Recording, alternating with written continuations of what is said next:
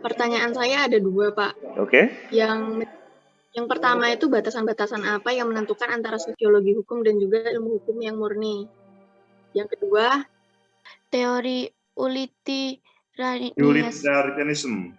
ya itu Pak. Itu kan mendatangkan kebahagiaan. Yang saya mau tanyakan itu hukum yang mendatangkan kebahagiaan itu seperti apa ya Bapak? Jadi contoh yang paling mudah itu ada.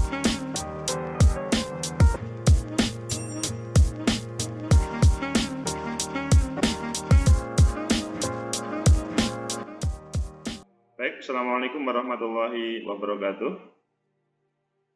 Waalaikumsalam warahmatullahi wabarakatuh. Selamat pagi, salam sejahtera untuk kita semuanya.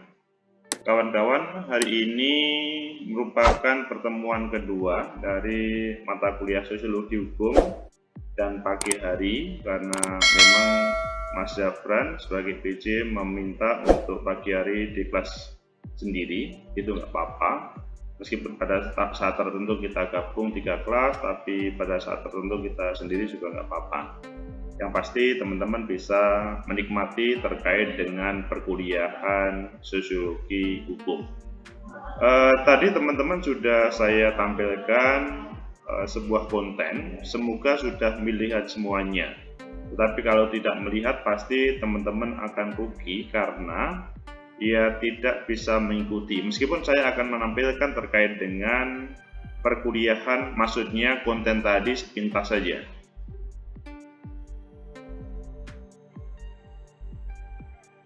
Sekarang silakan teman-teman kalau ada yang mau bertanya, kita beri kesempatan kepada teman-teman kalau misalkan ada yang bertanya atau berdiskusi tentang aliran-aliran atau madhab sosiologi hukum. Mohon maaf Pak, saya mau tanya. Silakan Susmita. Terima kasih sebelumnya atas waktunya. Kalau berbicara tentang mazhab kan tidak jauh dari kelemahannya, kekurangannya gitu. Saya ingin tahu kelemahan dari 5 mazhab tersebut. Terima kasih. Oke Susmita, Susmita dan teman-teman, pasti masing-masing itu hadir karena ingin menampilkan cara pandang dari tokoh atau kelompok terkait dengan mazhab itu sendiri. Ketika tadi teman-teman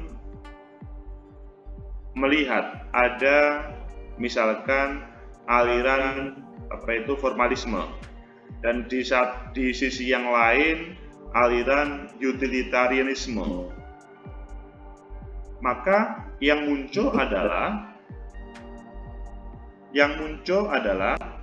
bagaimana para tokoh menampilkan menurut mereka masing-masing. Kita buka ya. Kita buka lagi.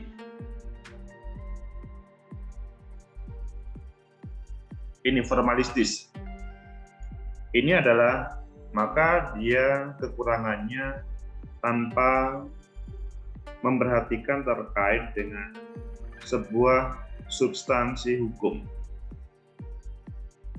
Kalau mazhab sejarah dan kebudayaan, maka dia akan mengabaikan tentang yang pertama tadi, tentang formalistis. Jadi agak berbeda. Kemudian utilitarisme, dia bagaimana yang penting itu adalah hukum itu bukan untuk mempersulit, tetapi adalah memudahkan. Hukum itu bukan untuk menghukum, tapi untuk membuat manusia bahagia. Jadi kan jelas, kalau misalkan kalian melanggar PPKM begitu, kalian melanggar PPKM tetapi sampai hari ini tidak pernah kena COVID.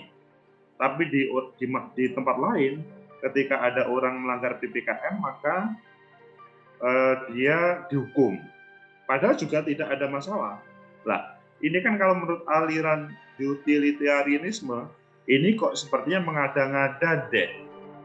faktanya memang bukan karena melanggar hukum. Ini contoh loh ya. Ini contoh.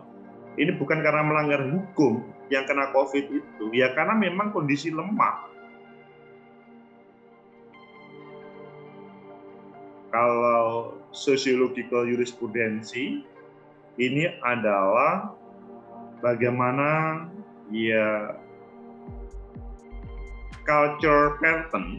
Jadi dia yang paling diutamakan adalah culture pattern, yaitu bagaimana konteks yang ada di masyarakat. Kalau kita membaca di Indonesia agak sulit karena ya kita sangat beragam terkait dengan culture pattern kita antara masyarakat Jawa atau masyarakat misalkan Minang atau masyarakat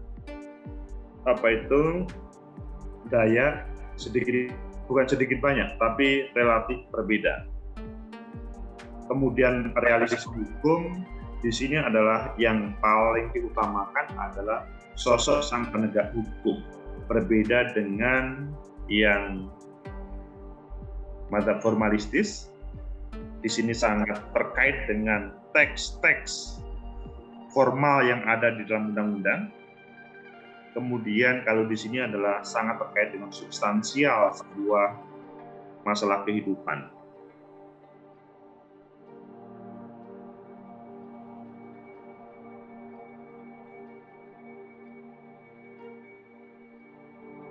Apakah Susmita bisa memahami? Mohon maaf Bapak, mungkin Susmita terkendala jaringan, dia terpental Bapak. Oke.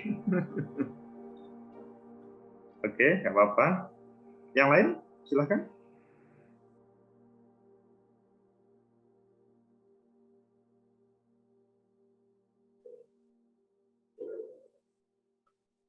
Apakah Saya izin bertanya, Bapak. Oke, Lydia Saris. Ya, saya kurang bisa memahami soal teori Utilitarianism. Ya, itu Pak. Itu kan mendatangkan kebahagiaan. Yang saya mau tanyakan itu hukum yang mendatangkan kebahagiaan itu seperti apa ya, Bapak? Jadi contoh yang paling mudah itu adalah ya pada suasana misalkan pada Lydia yang bertumbuh kembang menjadi seorang remaja dan ya barusan mencapai 17 tahun. Kemudian misalkan ada sebuah aturan. Aturan itu bisa berupa aturan lingkungan atau bahkan di dalam undang-undang pemuda. Misalkan aturannya begini. Orang yang sudah 17 tahun maka dia boleh merayakan hari kejadian 17 tahun atau usia 17 tahun dengan pesta seperti pesta pernikahan atau pesta apapun misalkan. Meskipun dalam suasana pandemi COVID. Kalau pandemi COVID itu akan misalkan ini pasal ya, ini contoh pasal. Seandainya ada pasal yang melarang, seandainya ada pasal misalkan di satu sisi diperbolehkan untuk melaksanakan pesta, tetapi di sisi yang lain pada saat ini itu ada pandemi COVID dan orang di dalam aturan maka tidak boleh berkumpul lebih dari 10 orang misalkan. Lydia Saris pengen merayakan terkait dengan usia 17 tahunnya, Sweet 17. Dan kebetulan pada suasana pandemi COVID. Maka mazhab utilitarianisme ini mengalahkan substansi dari dua hal tersebut adalah ingin membahagiakan Lydia Saris atau manusia yang ada. Pertama, yang Sweet 17 itu bagaimana dia merasa bangga menjadi orang dewasa itu diberi penghargaan. Yang kedua, terkait dengan aturan bahwa tidak boleh berkumpul lebih dari 10 orang, itu supaya hadirnya kebahagiaan. Maksudnya karena bisa terhindar dari pandemi COVID. Tapi yang faktanya Lydia Saris kan ada masalah ini. Masa saya merayakan hanya 9 orang? Kalau begitu saya mengundang 1.000 orang karena di tempat yang luas. Menurut mazhab utilitarisme ini, maka sebetulnya substansinya adalah bagaimana Lydia Saris bisa bahagia dengan 17 tahunnya dan pada suasana pandemi itu juga tetap bisa bahagia. Ketika ada hal yang misalkan menghalangi kebahagiaan tersebut, maka hal itu menurut mazhab utilitarisme itu tidak berlaku. Maksudnya bukan tidak berlaku sih, pasal tersebut bertentangan terhadap keinginan untuk menghadirkan kebahagiaan manusia. Jadi hukum itu bukan untuk membatasi, tetapi hukum itu adalah untuk bagaimana seseorang itu tercapai apa yang menjadi keinginan dan cita-citanya sehingga bahagia. Begitu Lydia Saris. Baik Bapak, sudah sangat paham. Terima kasih ya Bapak penjelasannya. Baik, terima kasih. Masih adakah yang mau bertanya? 21C nomor 071. Jauza kelas D ya? Oke. Ya. Pertanyaan saya ada 2, Pak. Oke. Yang pertama itu batasan-batasan apa yang menentukan antara sosiologi hukum dan juga ilmu hukum yang murni. Yang kedua, kenapa kita harus mempelajari sosiologi hukum gitu? Karena kan kalau menurut saya memang sama-sama mengkaji masyarakat, tapi kalau misalkan ilmu hukum itu dia menitik beratkan pada benar atau salahnya suatu fenomena sosial yang dilaksanakan oleh masyarakat. Kalau misalkan sosiologi, setahu saya sosiologi itu non etis, Pak. Nggak menilai benar atau salahnya yang dilakukan oleh masyarakat. Kita cuma mempelajari fenomena yang terjadi gitu. Kalau misalkan penyimpangan dalam sosiologi mungkin masuknya kan kita harus nilainya kan non etis. Kita pelajari aja penyimpangannya tanpa kita harus belajar penyimpangannya itu salah atau benar yang dilakukan oleh masyarakat. Tapi kalau yang dilakukan oleh hukum, ilmu hukum itu kan mereka kan harus menilai penyimpangan ini salah, dia kena pasal berapa, ayat berapa, kayak gitu. Kenapa kita harus mempelajari sosiologi hukum gitu, Pak? Terima kasih Jauza pertanyaannya. Meskipun sebetulnya teman-teman dan Jauza, pertanyaan itu tadi akan lebih tepat ketika disampaikan pada pertemuan pertama. Ketika kita membahas terkait dengan terminologi sosiologi hukum. Tetapi nggak apa-apa, pertemuan kedua ini ketika kita membahas tentang mazhab-mazhab atau aliran-aliran hukum, itu ada sebuah pertanyaan yang muncul. Dia kalau kita berbicara ilmu hukum, disandingkan dengan sosiologi hukum, sepintas sama, tapi secara substansial sangat berbeda. Jadi kalau berbicara ilmu hukum, maka teman-teman akan memakai pola mungkin yang aliran pertama tadi, yaitu formalistis. Yang paling mengedepan di situ.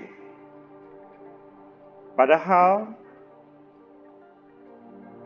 orang melihat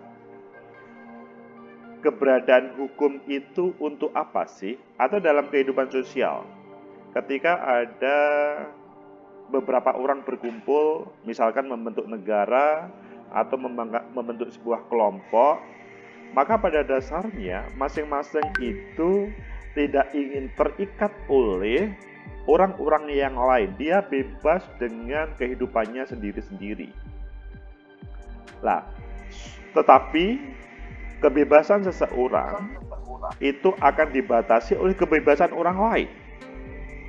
Maka akhirnya dibentuklah yang namanya aturan. Aturan yang selanjutnya kita beri label, salah satunya adalah hukum. Jadi, Zauja sebetulnya mungkin boleh protes. Ngapain sih saya itu loh kuliah selama 1 tahun, dari rumah sampai kampus, atau waktu SMA, dari rumah sampai sekolah, perjalanan 10 km, tanpa pakai helm. Itu aman-aman saja. Tapi mengapa selanjutnya ada aturan saya harus memakai helm? Apa sih fungsinya helm itu? Toh, saya 3 tahun tidak pernah kecelakaan. Tetapi kalau saya pakai helm, akhirnya kan saya harus berdandan lagi. Nah, itu yang selanjutnya. Tetapi kan ketika kita berkumpul dalam sebuah negara, sebuah kelompok, maka selanjutnya diaturlah yang namanya aturan-aturan yang ada. Oke, sementara itu jawabannya karena... Silahkan. Oke, kalau sudah paham, maka sekarang kita akan membahas terkait dengan paper teman-teman. Ya, paper teman-teman itu kemarin atau tadi malam saya cek, memang belum semuanya sih. Masih banyak teman-teman yang belum mengomentari temannya, nomor absen di bawahnya. Tolong itu semuanya dikomentari, sehingga dalam bahasa kita belajar bareng untuk membuat paper itu bisa terlaksana pada diri kita. Karena apa teman-teman? Saya menginginkan teman-teman paham terkait dengan membuat paper itu bukan untuk dirinya. Tapi kalau Sylvia membuat sebuah judul, kemudian dikritisi oleh Muhammad Egar. Ketika Muhammad Egar mengkritisi, itu bukti bahwa Muhammad Egar paham. Muhammad Egar nggak mungkin mengkritisi kalau dia tidak paham terkait dengan sebuah judul ataupun paper itu sendiri. Maka di situ akan hadir yang namanya dialog, dialektika antara nomor absen di atas dan di bawah. Dari dialektika itu secara tidak langsung saya terlibat di dalamnya. Dan nanti akan saya cek satu persatu, meskipun mungkin agak pelan, tetapi saya melihat sebetulnya judulnya teman-teman sudah bagus, tetapi memang perlu teman-teman untuk ya lebih ada dialognya sesama nomor absen di atas dan di bawah. Selanjutnya, pada pertemuan kali ini, teman-teman adalah tugasnya membuat abstrak. Abstrak itu terdiri dari 200 kata yang di dalamnya ada 5 hal. Pertama, fenomena. Apa yang menjadi fenomena dalam penelitian teman-teman? Jadi fenomena itu sesuatu yang sudah menjadi umum. Misalkan, fenomenanya pada hari-hari ini adalah di semua tempat ada penolakan terkait dengan Undang-Undang Jaminan Hari Tua oleh para buruh, baik buruh swasta ataupun buruh ASN. Tetapi yang lebih tepat adalah buruh swasta. Kalau ASN lebih tidak ada gerakan. Nah, itu dinamakan sebuah fenomena penolakan, fenomena demonstrasi. Tidak hanya di satu tempat. Berbeda dengan misalkan di tempatnya Lydia Series di Malang, itu ada satu kelompok, satu perusahaan, tidak ada demo sama sekali. Ketika ada demo, sama sekali tidak mau terlibat. Mengapa? Karena di situ sudah ada kepastian, dalam artian oleh pemimpin perusahaan sudah dipastikan, nggak usah demo-demo. Nanti jaminan hari tua saya pastikan berbeda dengan yang ada di pemberitaan media itu. Nah, itu yang namanya kasus.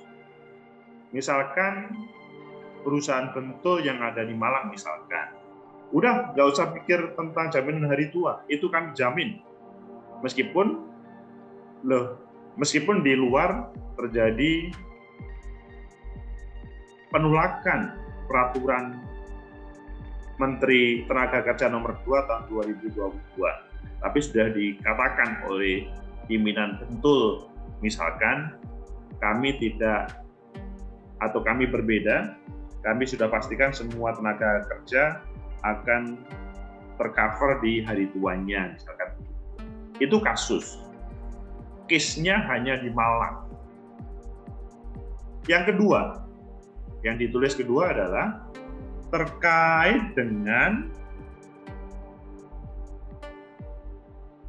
tujuan penelitian.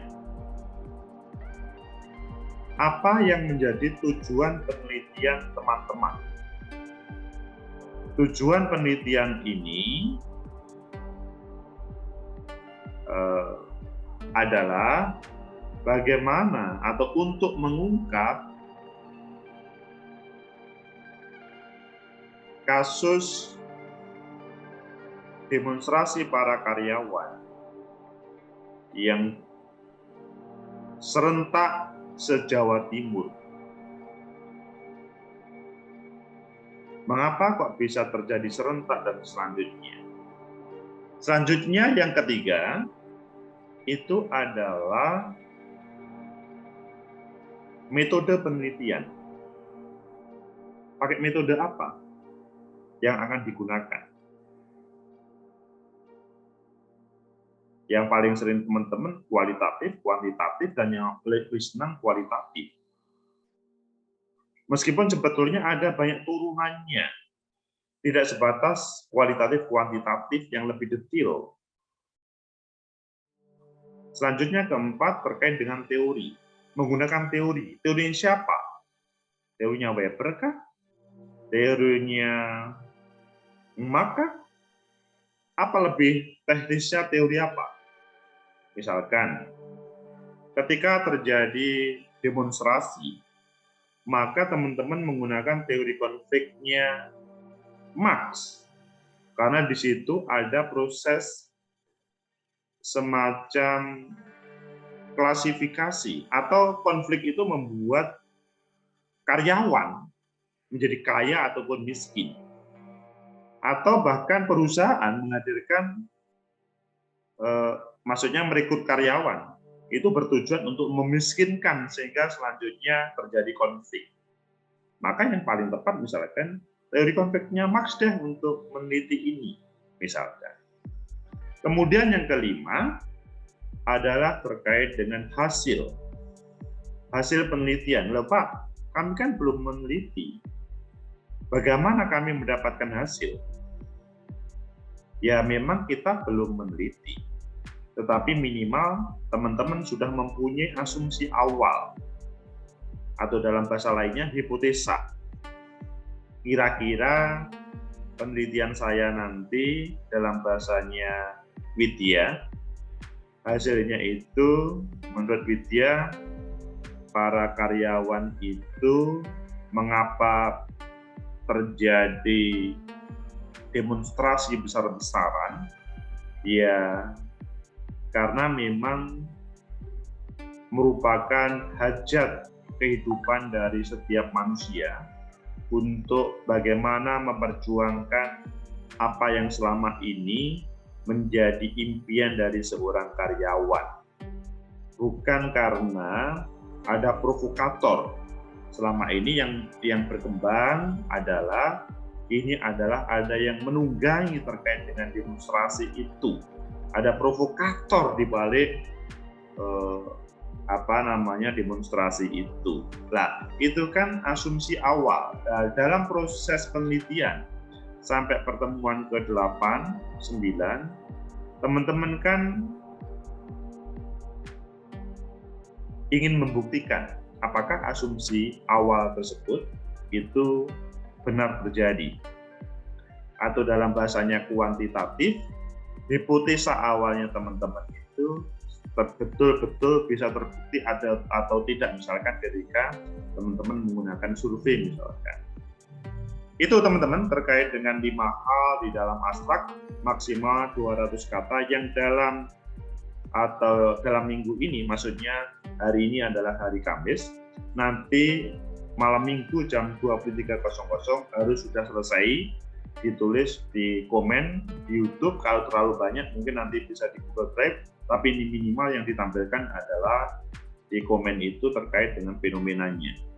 Silakan teman-teman kalau ada yang ditanyakan. Mohon izin bertanya Bapak. Silakan jawab. Untuk abstrak kan itu maksimal atau minimal Pak yang 200 kata? Maksimal. Kalau misalnya lebih 5 gitu Bapak? Nanti saya beri bagaimana cara submit ke sebuah jurnal, mencari jurnal. Aturan jurnal itu sebagian besar memberikan batasan abstrak itu adalah 200 kata. Ada yang 250, ada yang tetapi nanti daripada teman-teman itu salah terkait dengan tujuan jurnal yang dituju, maka saya berikan link, nanti teman-teman belajar dari situ jurnal apa yang akan dituju, sehingga nanti ada guideline dan template, dan di situ minimal mengetahui untuk menulis abstrak itu maksimal berapa kata. Gitu ya, Fran ya? Baik Bapak, terima kasih. Oke, jadi nanti sekali lagi sesudah pelajaran ini saya kirim link terkait dengan bagaimana cara mencari jurnal untuk publis, supaya teman-teman ada guidance. Di dalam jurnal itu nanti ada template sama guideline. Ada petunjuk tata cara menulis, dan tentunya semuanya adalah jurnal yang harus bersinta, yang terakreditasi Sinta, bukan jurnal biasa. Oke, silakan kalau ada yang bertanya lagi. Kami beri kesempatan.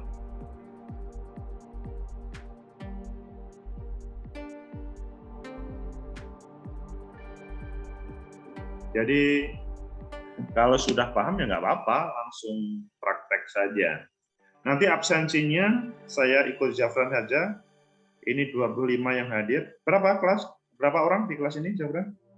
26 Bapak. Oke. Yang satu nanti disampaikan aja. Baik teman-teman, kalau misalkan teman-teman sudah paham, terima kasih, alhamdulillah. Dan nanti konten ini akan saya unggah lagi untuk menampilkan abstrak teman-teman, minimal fenomena yang ada, yang ditulis. Selanjutnya juga nanti akan saya beri terkait dengan link yang bagaimana mencari jurnal untuk publikasi. Semoga ada manfaat, semoga teman-teman sehat semuanya, kuliah di rumah.